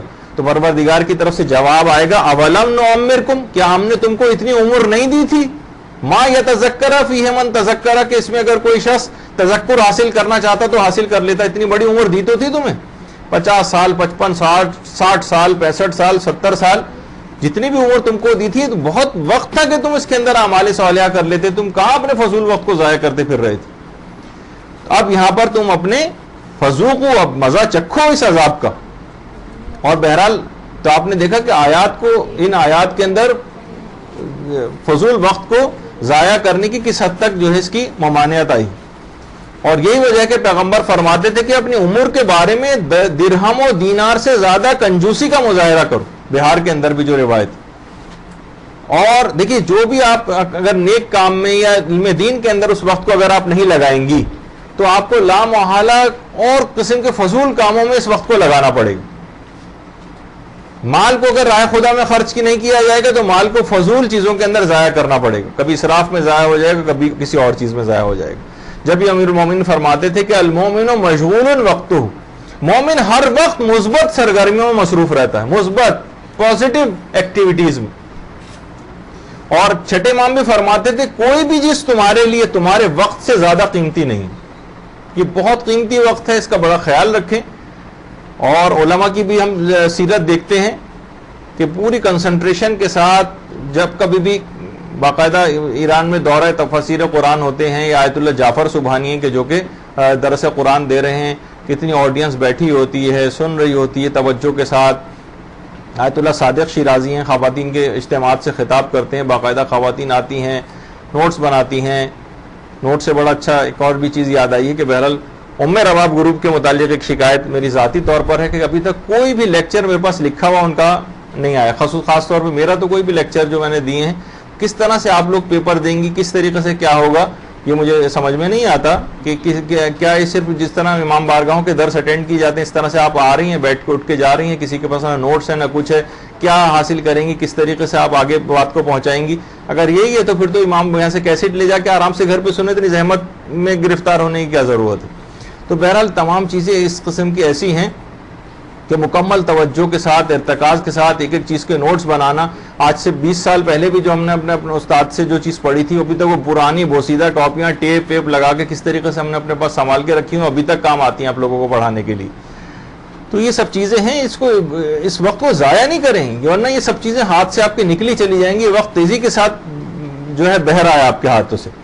یہ ڈاکٹر تیجانی سماوی ہیں، تبلیغات کے سلسلے میں باقاعدہ مشاورت ہوتی ہے، علماء ان کے اس میں آ کر بیٹھتے ہیں، کس طرح سے ہم تبلیغات کریں، لوگوں کو اس کا احساس کیسے دلائیں. وقت کے سلسلے میں بھی بڑی جو ہے وہ تاکید کرتے ہیں کہ وقت جو ہے وہ ضائع نہیں ہونا چاہیے.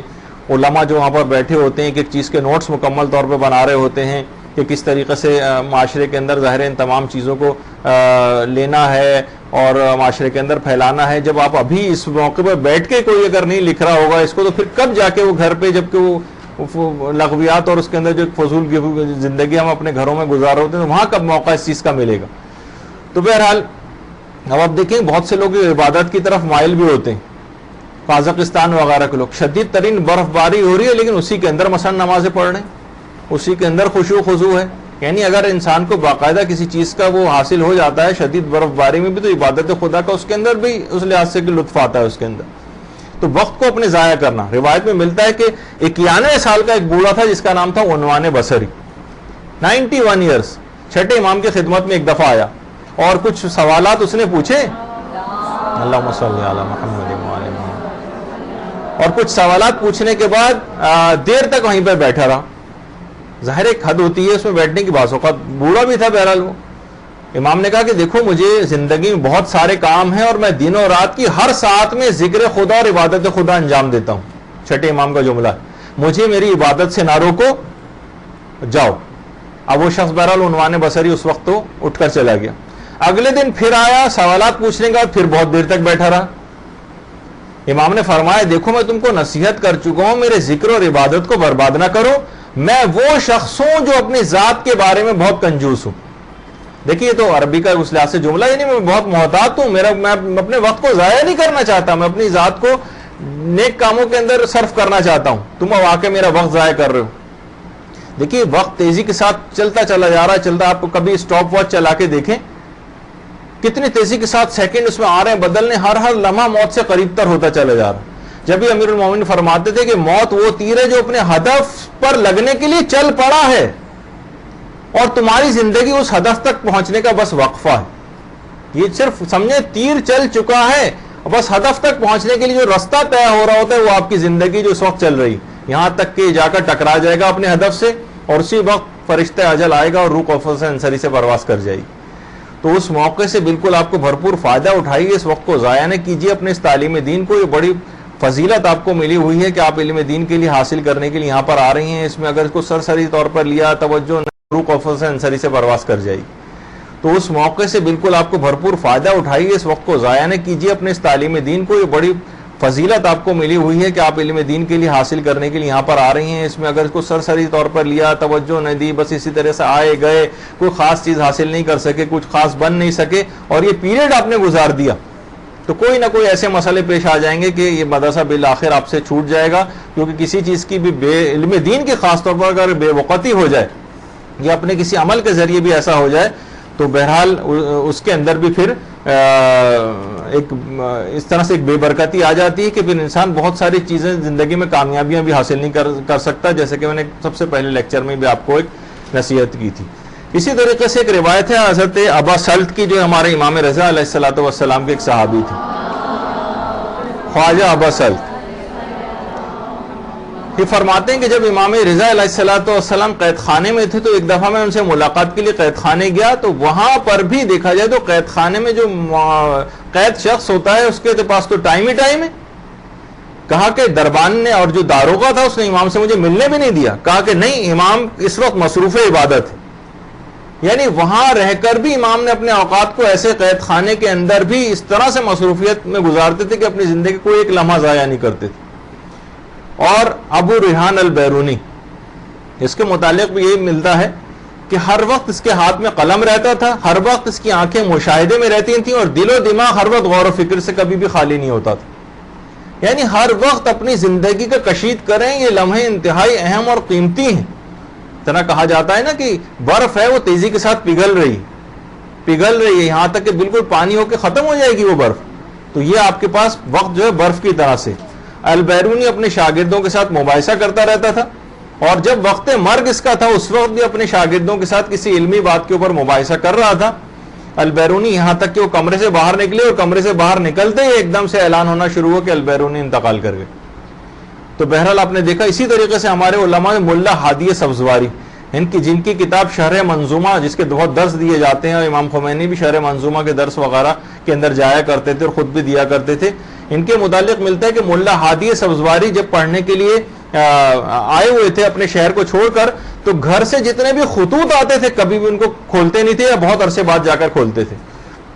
ڈرتے تھے کہ کہیں کوئی ناخوشگوار بات ایسی نہ ہو کہ مجھے یہاں سے جانا پڑ جائے اور میں علم دین جو اپنے الہی مقصد کے لیے اور سب پوری دنیا کے لوگوں تک علم حاصل کرنا جو ایک مقصد تھا تبلیغ کا، اس میں موت و زندگی ان چیزوں کی کیا اتنی بڑی، دیکھیے جب جن لوگوں کے مرتبے بہت بلند ہوتے ہیں نا، ہمیں بہت سی چیزیں بڑی عجیب لگ رہی ہوتی ہیں، بھائی یہ کیا بات ہوئی، ہو سکتا ہے کوئی اہم بات ہو، خضر خط کو پڑھ لے سے ہم ہر میسج ہر 2 منٹ بعد کھول کے دیکھ رہے ہوتے ہیں، پتہ نہیں کون سا، آج تک کبھی کوئی ایسا میسج ہمیں نہیں ملا کہ جو بہت بڑے کام کا ہو، جو واقعی جس پہ بڑا دار و مدار ہو۔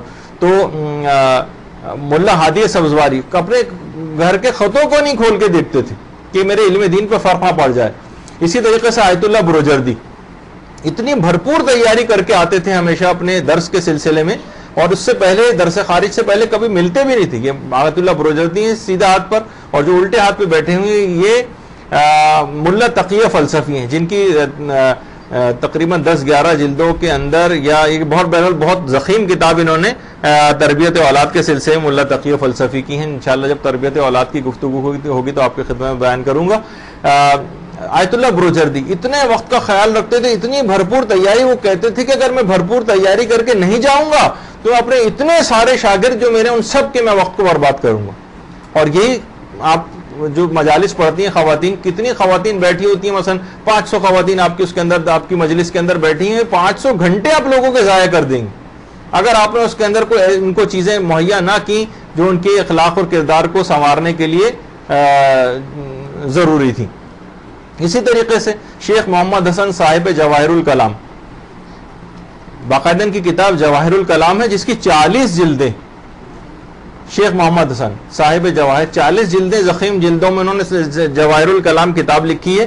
کہہ رہے ہیں جس ہر وقت ان کے ہاتھ میں قلم رہتا تھا، قلم فقط اس وقت انہوں نے روکا ہے کہ جب ان کے بیٹے کے انتقال کی خبر ان کو دی گئی کہ آپ کے بیٹے انتقال کر گئے، قلم انہوں نے بند کیا، بیٹے کی میت کے پاس آئے، جنازے پر آئے، وہاں کچھ دیر بیٹھ کر تلاوت قرآن کی، اور پھر اس کے جنازے کے پاس بیٹھ کر ہی اپنی کاپی کھول کے جواہر الکلام لکھنی شروع کر دی۔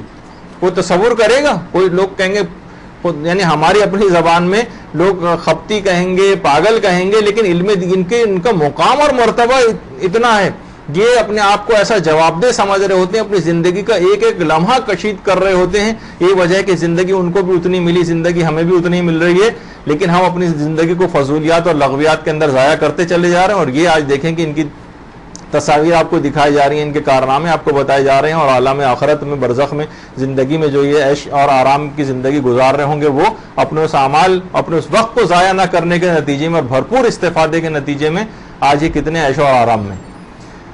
اسی طریقے سے کہا جاتا ہے کہ امام خمینی جس وقت خاص طور پر یا تو پیرس میں بھی تھے یا جب کبھی نجف اشرف میں بھی تھے، جب درس کے لیے آتے تھے تو ہمیشہ شاگرد اپنی گھڑیاں ملایا کرتے تھے، اتنے وقت کی پابندی کرتے تھے، گھڑیاں ملاتے تھے۔ جب امام خمینی کہتے تھے کہ منظم لوگوں کی بہت کم تعداد بھی ہمیشہ بے نظم لوگوں کی بڑی تعداد کے اوپر غالب رہتی، تو چھوٹی چھوٹی سی کمیونٹیز بھی اگر آپ ابھی دیکھتی ہیں کہ بہت منظم ہیں، اوکھائی میمن جماعت اور فلاں کون کون سی بسیں آپ کو جو جاتی نظر آتی ہیں، بہت سی، میں ویسی مثال کے طور پر جو نام دماغ میں آ گیا اس وقت، یعنی اگر جو بھی منظم ہوگا، جو اسلام کی اس چیز سے فائدہ اٹھائے گا، وہ بہرحال اس کی زندگی میں اس کے مظاہر نظر آئیں گے اس سے استفادے کی۔ تو جب ہی امیر المومنین فرماتے تھے کہ سب سے زیادہ قابل افسوس چیز جو ہے وہ فرصت کے لمحات کا ہاتھ سے نکل جانا، جب واقعی انسان بیمار پڑ جاتا ہے، جب واقعی انسان کسی مصیبت میں گرفتار ہو جاتا ہے، جب واقعی انسان غنیمت کے جو لمحات ہیں، فرصت کے لمحات ہیں، ان کو ضائع کر دیتا ہے ٹی وی کے سامنے بیٹھ کر، ڈرامے دیکھ کر اور مختلف چیزوں میں، تو پھر اس کو احساس ہوتا ہے کہ ارے اپنے عمر رفتہ کو جب وہ دیکھتا ہے اور عمر طویل ہو جاتی ہے، اپنی پچھلی جہالت بھری زندگی کو دیکھتا ہے، تو پھر اس کو افسوس ہوتا ہے لیکن اب وقت گزر چکا، اب واپس تھوڑی آئے گا وہ۔ تو بہرحال یہاں تک ملتا ہے، شیخ توسی نے جو اپنی اعمالی ہے اس کے اندر ایک روایت لکھی ہے کہ پیغمبر اسلام کے ایک صحابی پیغمبر کے پاس آئے، پیغمبر اسلام اس وقت شدید بخار میں مبتلا تھے۔ یا رسول اللہ، آپ کو کتنا بہت تیز بخار ہے؟ اب دیکھیے پیغمبر کو تو ایک جملے سے ہدایت ہوتی ہے، پیغمبر نے فرمایا آج کی رات کا یہ تیز بخار بھی مجھے قرآن کی 30 سوروں کی تلاوت سے نہ روک سکا۔ تیز بخار کے اندر جس میں ہم اپنی واجب نمازیں تک چھوڑ دیتے، آج کی رات کا یہ تیز بخار بھی مجھے قرآن کی 30 سوروں کی تلاوت سے نہ روک سکا، جس میں 7 طویل سورے بھی شامل تھے۔ یہ بھی پیغمبر نے فرمایا 7 طویل سورے۔ صحابی نے کہا کہ یا رسول اللہ، آپ اپنے آپ کو کیوں اتنی زحمت میں ڈالتے ہیں؟ پیغمبر نے فرمایا افلا اکونا عبدا شکورا، کیا میں خدا کا شکر گزار بندہ نہ بنوں؟ تو بہرحال اس سے آپ اندازہ لگائیے کہ یہ بڑا اہم ساری باتیں ہیں کہ اپنی زندگی کے ایک ایک لمحے کو بھی آپ ضائع نہ کریں. پیدل چلتی ہوئی جا رہی ہوں تلاوت قرآن میں مشغول رہیے, کسی علمی مسئلے کو سوچ بچار کرتے ہوئے مشغول رہیے, اپنی آئندہ زندگی کی پلاننگ میں مشغول رہیے. کبھی بھی آپ فالتو بیٹھے ہوئے یا فضول ڈراموں کو دیکھتے ہوئے اپنے وقت کو میں ابھی پھر آپ سے کہہ رہا ہوں کہ ضائع نہ کریں. یہ اس میں بہت زیادہ خواتین آج کل دیکھنے میں آ رہا ہے کہ ڈراموں کے اندر, ٹاک شوز کے اندر, اور جتنی بھی فضولیات اور لغویات اور جتنے بھی ہزاروں چینل یہ آ گئے ہیں ان سب کو دیکھنا جو ہے اپنا فرض اولی سمجھنے لگی ہیں. اور اسی طریقے سے یہ جو جتنے کوکنگ کے پروگرام ہیں غیر ضروری طور پر, وہ بھی اتنا زیادہ دیکھنے کی ضرورت, کیونکہ بہرحال ایک عمر رفت, وہی میں نے کہا نا کہ مختصر وقت ہے, یہ تیر ہدف پر لگنے کے لیے چل پڑا ہے اپنی جگہ سے. پیدا ہو گیا, مرنا ضرور ہے. کوئی ایسا شخص ہے نہیں کہ جو اس چیز سے باز رہ جائے مرنے سے. تو بہرحال اب مرنا ضرور ہے, اور تیز رفتاری کے ساتھ جو ہے وہ تیر آگے بڑھ رہا ہے, اپنے ہدف پہ جا کر لگ جائے گا. تو پھر سوچیے کہ پھر ہمارے پاس کوئی ایسا موقع نہیں آئے گا کہ ہم اس کو زمانے کو واپس پلٹا دیں اور پھر ماضی میں چلے جا کر اپنی اس غلطی کی تلافی کر دیں. حتیٰ کہ جب فرشتہ اجل آئے گا اور مومن کہے گا بھی تو وہی قرآن کی آیا, وَلَمْ نُعَمِّرْكُمْ, ہم نے تم کو اتنی عمر نہیں دی تھی. مَا يَتَذَكَّرَ فِيهِ مَنْ تَذَكَّرَ, کہ اس میں اگر کوئی چاہتا تو حاصل کر لیتا عبرت کو, لیکن تم نے حاصل نہیں کیا. ٹائم تو تمہیں پورا دیا گیا تھا, اتنا ہی ٹائم تھا اتنا امام خمینی کے پاس ٹائم تھا, اور صاحب جواہر کے پاس ٹائم تھا, اور البیرونی کے پاس ٹائم تھا, اور وغیرہ وغیرہ. تو بہرحال تو ایک تو یہ بھی بات ہو گئی. اب تاریخ کے حوالے سے نہیں, اب بہت کم وقت رہ گیا. اچھا, اب کسی نے ایک چیز اور بھی, اب اتنا اصل میں وقت بہت کم رہ گیا, اور دوسرا ایک لیکچر اور بھی ہے, میرا لیکچر نہیں ہے, تو وہ آپ کی خدمت میں اگر ابھی پیش کر دیا جائے تو. جی اچھا, ایک اور ہے ابھی, کیونکہ موت کا دیکھیے ابھی تذکرہ آیا, تو موت کا خوف ایک دم سے انسان کے دل و دماغ میں پیدا ہو جاتا ہے. لیکن ایک چیز ضرور یاد رکھیے کہ دیکھیے کبھی بھی ایک چیز ہے کہ جس سے واقعی انسان کو پناہ مانگنی چاہیے, اور اس کے لیے دعائیں بھی ہیں. ابھی میں آگے چل کے وہ تذکرہ کروں گا. آج کل ایک چیز بہت بڑھتی چلی جا رہی کہ دیکھیے کبھی بھی ایک چیز ہے کہ جس سے واقعی انسان کو پناہ مانگنی چاہیے, اور اس کے لیے دعائیں بھی ہیں. ابھی میں آگے چل کے وہ تذکرہ کروں گا. آج کل ایک چیز بہت بڑھتی چلی جا رہی جسے ناگہانی موت کہا جاتا ہے. ناگہانی موت میں انسان کو بعض اوقات توبہ کرنے کی فرصت نہیں ملتی, ایک دم سے سڈن کارڈک ڈیتھ ہو گئی, آدمی مر گیا. یہ ایک بڑی ایسی صورتحال ہے. تو ایک چیز آپ کی خدمت میں ذرا میں بیان کر دوں.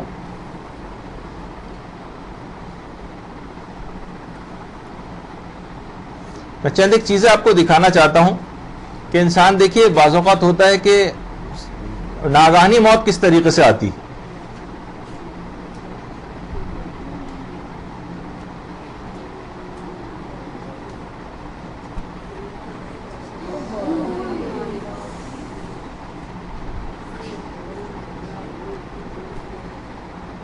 وہ تو چلتے ہوئے جا رہے تھے, مثلا پکنک منانے جا رہے کوئی کچھ, اور ایک دم سے موت. اچھا, بہت سی موتیں خیر اچھی بھی ہوتی. یہ جنت البقیع میں, یہ روضہ رسول میں, مسجد نبوی میں سجدے کی حالت میں انتقال کر گیا, یہ تو خیر اچھی موت ہے.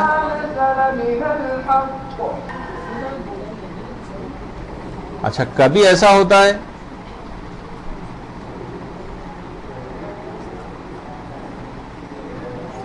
فرشتے اجل کا کبھی کوئی بھروسہ نہیں, اور توبہ میں بالکل تاخیر نہیں کرنی چاہیے. اب ذرا اور دیکھیے آپ,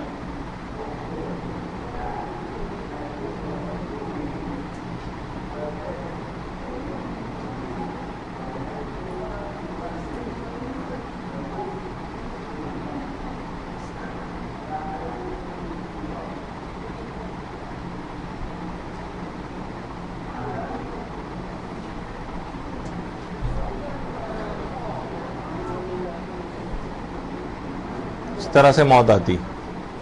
آخری چیز اور دیکھیے,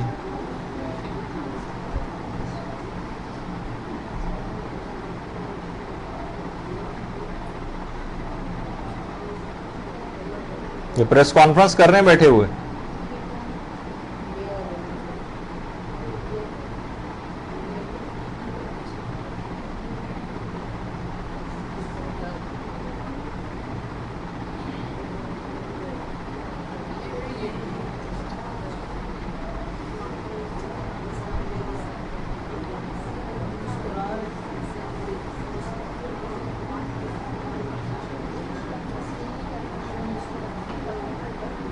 فرشتہ اجل کو اس نے اپنی آنکھوں سے دیکھا جس طریقے سے آپ تاثرات دیکھیے اس کے.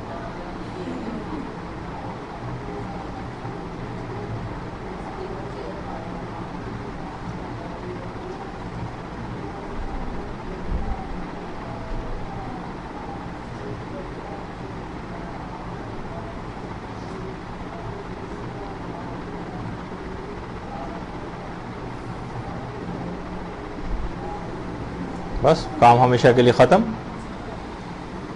اچھا اب دیکھیں موت تو ہر ایک کو آنی. اب بہت سے لوگ تو فسق و فجور کی موت مرتے ہیں, کوئی فضولیات میں مبتلا ہو کر مرتے ہیں, لیکن بہت سارے ایسے جو ہمارے شہید ہیں بعض اوقات صرف ایک دکھانے کے لیے, ورنہ کس عنوان کے تحت اس چیز کو دکھایا جائے گا کہ بہت سے شہیدوں کی جب قبریں کھلی ہیں تو ان کی ہڈیاں جو نکلی تو وہ ان کی ماں شہید کی